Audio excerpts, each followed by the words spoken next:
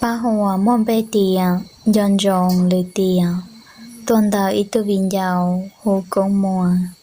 Hoa thô cũng mơ lũ ở trong đào, ở có chuyện chế xia, của hãy có cho ba hoa. Nhà thảo nét cho lăng cho tổ tâm nông lại, thảo có nét cho lăng cho tổ chuẩn trí cho cái nó cá nhau rộng ở trong đào. Chả có xí bao y rau, uống gạo rau, lo chỉ tàu nhau ở kì. Vì cụ chê bao có lý lờ, có lúc lờ, mô tù rong lờ, chỉ khía ta cho cụ y lò. Thia sọc tan thâu, lưu xế lưu cơ, chỉ xa cho, dô mô nôn tàu, nô nữ cơ, đã có cụ do nô sư, có một trò lùa. Lưu cô mua, trên từ trí tù, tê lù rong, có hai trò cụ. Tia dùa lù, thiên nhỏ ô kì, nô nọ chê, cho lô cô mua. Chỉ cho tua, vì lũ có ta, thiệt trao đa, lo ô lùa lì.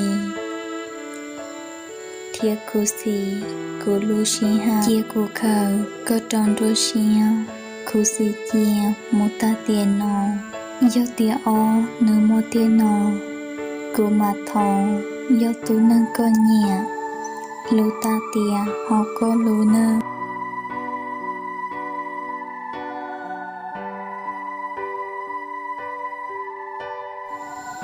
Ê cho xương, rong lý tiền nọ. Cụ màn do, rong trao lư tiền. Yêu đưa chia, có rong cha nọ. Sẽ có họ, bỏ lũ cơ bờ. Sẽ bỏ sầu. Đã có ý xa, ô có nhà, tu rong mìa chê. Tiền nó chê, tu lưu xiên thọ. Ô xế trò, trao tu có lưu. Do cô số, bao con non gió. Dù chỉ thọ, lọt lộn ra con. Xế chỉ to, lúc lạc chỉ mô.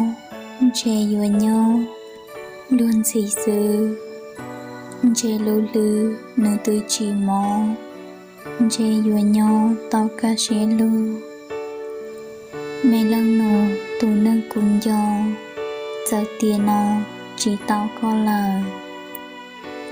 Nhớ bóng sao, mua đùa tiền ô. Cứ nhớ tỏ, có tao lưu có tù nâng rộng à.